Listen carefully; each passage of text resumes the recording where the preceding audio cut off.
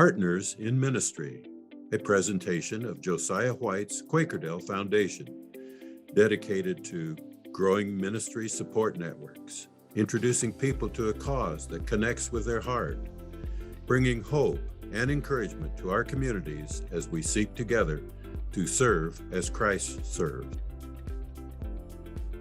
Welcome to Partners in Ministry. My name's Dan Smith, and today I'll be joined by Jess Winter, the Administrative Director for Quakerdale Business Services. Quakerdale Business Services is a ministry partner of Josiah White's Quakerdale Foundation, and they assist us with our accounting and many other behind-the-scenes details. Welcome, Jess. Glad to have you today. Great. Thank you. Well, one of the things that we always try to do is try to get to know people a little bit better before we go into the details. So why don't you share with us just a little bit about what brought you up to this point with Quakerdale Business Services? Help us understand who Jess is. Yeah. So I originally was born in Kansas, but I moved to Iowa when I was a lot younger.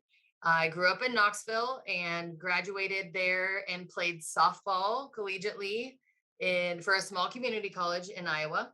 I graduated with my bachelor's degree in 2008 at Grandview University. And then I actually went on and got my master's degree. So I have a master's in business administration. From there, I worked a lot of public relation jobs. So I've done a lot. I used to travel to high schools and speak with high school students about furthering their education and, trying to live out their dreams and the mission that they wanted for their life. And I eventually met my husband, who lived on a farm here in Hubbard, Iowa.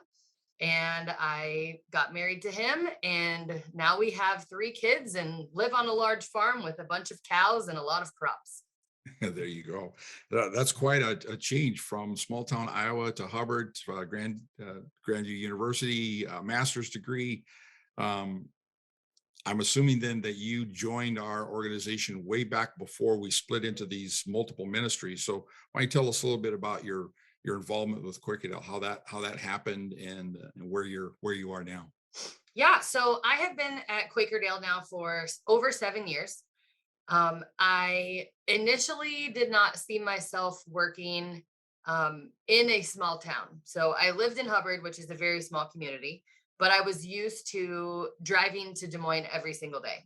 I loved the big city life. I liked being able to, go to all the grocery stores and be able to go to any place that I wanted to eat at. Here in Hubbard, that's a little hard. But I ended up getting laid off from my job right around Christmas one year. And I sat there thinking to myself, what am I going to do? Do I want to continue down the path of driving an hour and 15 minutes to work every single day? And so I started job searching around the area, and the human resource coordinator position for Quakerdale, which was old Quakerdale, was open. And somehow I felt like God was telling me that I needed to go and I needed to check out this place that was 4 miles down the road from my house. And so I came in and interviewed and ended up getting the human resource position. And back then we had over 150 employees. So doing human resources for 150 employees was a full-time job. I handled hiring and interviewing and employee documentation and employee discipline and terminations. So, and I handled payroll as well. So a lot of stuff went on during those first 3 or 4 years. Eventually we transitioned into the new Quakerdale. And as I had started out in human resources, I slowly gained extra, I would say, job duties. Mm-hmm. I took over a lot of the bookkeeping. I started paying the bills for old Quakerdale. And so when we transitioned to Quakerdale Business Services, my new title was the Director of Administrative Services. So my hand is in a little bit of everything.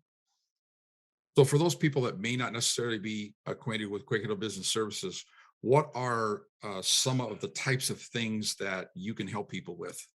Yeah, so we provide a lot of different duties. We kind of start off with a business startup. So let's say that an organization, an individual has a dream of what they want to do. They want to open up a nonprofit. They want to serve and assist and help other people, but they don't know how to go about starting the business. We provide the help in budgeting. We provide the help in the documentation, setting up the EIN numbers, working with the IRS to make sure that their paperwork is completed.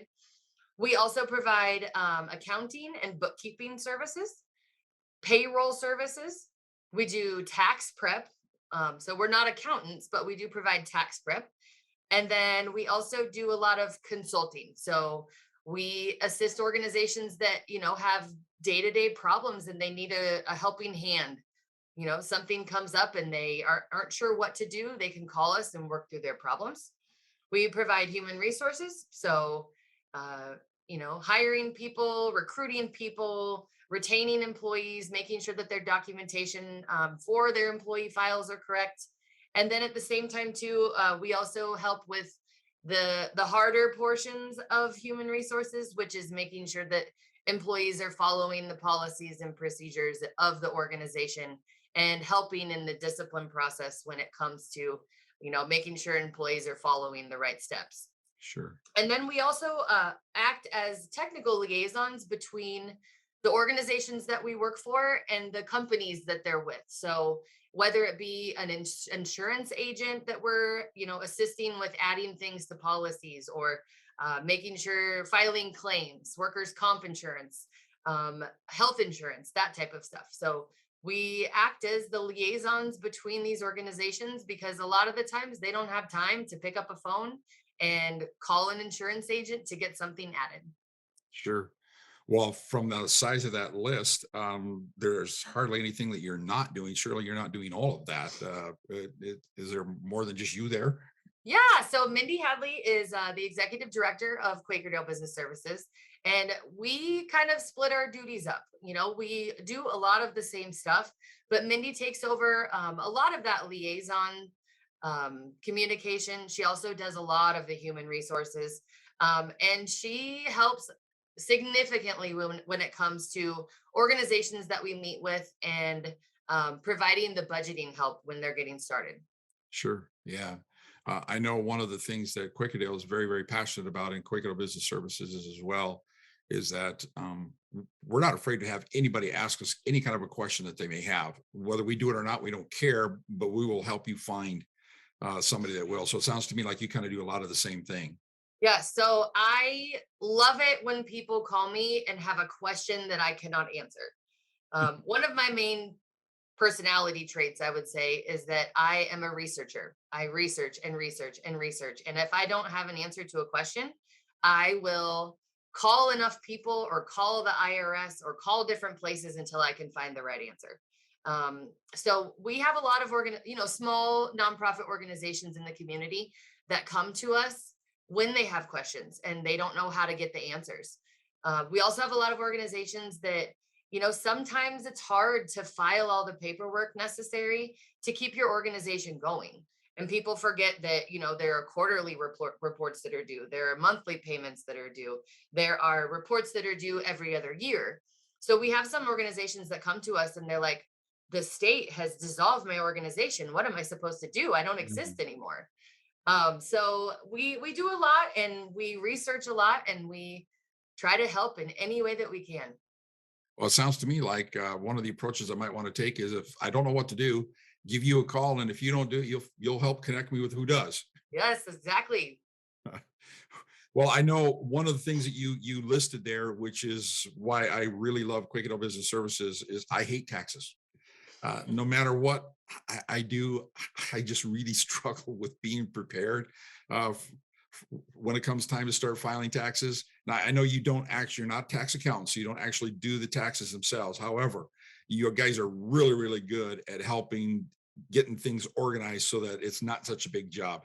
As we Yeah. look at 2022, help me out here. What are some things that I should be doing now so that when December 31st rolls around, I don't have this massive task of unknowns that just is overwhelming? What should I be doing? What are some tricks to stay Yeah. organized So here? you always want to try to be more organized than the year before. Like that's the number one thing. I know that a lot of people They come to me with an entire box of receipts and they're like, I don't know what to do with this. So the number one thing that I like to tell people is, find 12 folders. You got 12 folders, write the month on every single folder for the year. And if you have an organization where you travel a lot, keep that folder in your vehicle. So that way, when you're out and about and you have receipts, so you're purchasing fuel, you're, getting supplies or your cost of goods, you can take those receipts, maybe jot something down on the top. So that way, you know what the receipt was for or what kind of category you want to put it into, and throw that receipt right in that folder or in that envelope. That way, all of your receipts are stored by month. So that way, when it comes time to actually enter those and match them up with your bank statements to reconcile, you have them sorted out month by month. And it makes it so much easier. You don't have to take an entire box of receipts and first sort them out by month so you can match them up. And then, go on to entering those transactions. Sure. That sounds like something that really benefit for me. So take a folder and envelope, write the month on it, have it accessible for myself, whether it's in the car or the truck or, where I Yeah, would usually collect the receipt, jot a little note on the receipt, put it in that envelope or the folder. Then can I just bring it to you right away so I that don't would be forget just where I put fine. it? So with our tax prep services, there are a couple of different ways that we have helped organizations. The way that I like to do it is month by month, organizations bring us receipts and their bank statements, and then we can match them up as we go. I do have a couple organizations that bring me a box of stuff at the end of the year, which I'm completely fine with. Takes a little bit more time, but the organization definitely helps. And if people are bringing in receipts, that way I can take the individual transaction from the bank statements, match them up with the receipts, and then put them into the correct categories to make sure that at the end of the year their tax prep is done. It's ready to go. We print out a report, they hand it to their accountant, and that's all there is to it. So how do I know what receipts to keep and what receipts not to keep? Or should I even do that and just keep them all and let you sort through them? What's the best Yeah, way to you know do what? that? Keeping everything is always better. Yeah. You can always weave them out as you go if you need to, but for the most part, especially when you're reconciling a bank statement, you want to make sure that you have the receipts that coincide with the individual transactions that show up on your bank account. Sure. So as you think about the people that you're helping, what's the number one misconception that people have about preparation for taxes? What's the biggest thing that just throws them for a lulu? Yeah, well, I think that sometimes people think that it's way harder than it is. We collect this box of receipts all year, and then it becomes a very, very stressful time. So having that organization and adding in that organization piece will eliminate a lot of the stress. you know Digging through a box of receipts and just sorting them out by months could take hours upon hours to do. So adding that organization piece will really, really help with the stress. Are you guys available then? Let's say that I'm not really just sure how I want to do this. Would it be possible for me to either shoot you an email or give you a phone call and have you help me get some of this stuff I organizational would started? help with anything. Yes, that would be Well, that'd be just fine. awesome. Well, you guys can see the contact information for Jess right here on the screen, both their website and their email and telephone number. So if you got any questions or anything, be sure and give them a call. And matter of fact, I would venture to say the earlier the better. Yes, the earlier the better. That's what I try to do. The earlier the better. Fortunately, it actually takes two to keep me organized. I got to get it to Beth Niederhoff, my office manager, and then she gets the stuff and she takes it to you so that you can get it ready to take to our tax accountants so that they can file our taxes so that we can get audited. Uh, Sometimes being a nonprofit can be a nightmare, but I'm sure thankful that you guys are there. So, Jess, Yeah, hey, it's a thank you. lot of documentation. A Yeah, lot thank of you so much for documentation. your time. You guys, I can't, if you're listening to this and there is any logistical administrative function that you really like to let go of, please give Quakerdale Business Services a call. They are really, really good at what they do. They're always available. They're not afraid to say, I have no clue. make a phone call and see if I can figure that out for you and work on your behalf. That's what we're about. It's not so much the service as much as about you. We really want to help you in everything you're doing. So Jess, thanks so much for your time. Really appreciate it.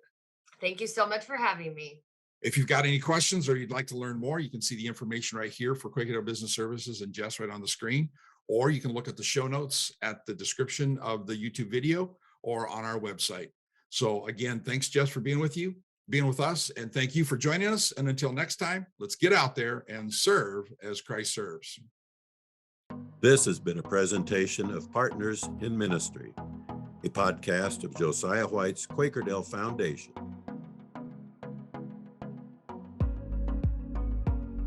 To learn more and see the show notes for this and other episodes, visit our website.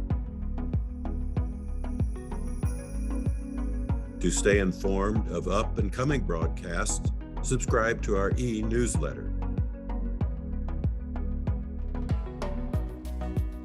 To invest in our mission, donate today.